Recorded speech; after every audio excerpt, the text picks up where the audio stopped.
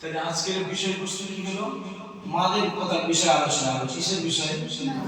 মাদ। কি? তাহলে মাদ আমরা মানে কি জানি?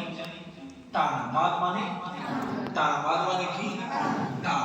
মাদ মানে মাদ। তাহলে কয় প্রকার? দুই প্রকার। কয় প্রকার? আমরা কি শিখেছি? মাদ কয় প্রকার? দুই প্রকার। এক নম্বর মাদ্দে আসলি, দুই নম্বর মাদ্দে ফারঈ। এক নম্বর মাদ্দে আসলি, দুই নম্বর মাদ্দে ফারঈ।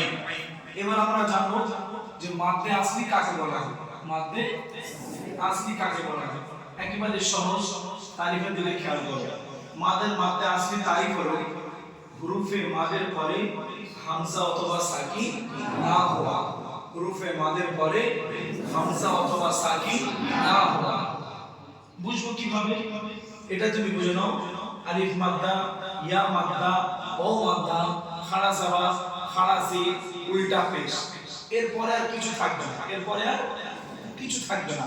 তাহলে মাদ্দে আসলি।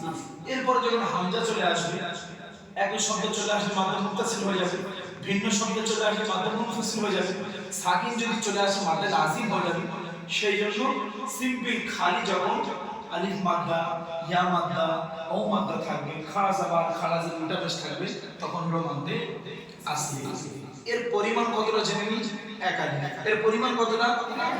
এক আলিফের বেশি টানা, এক আলিফের বেশি টানা।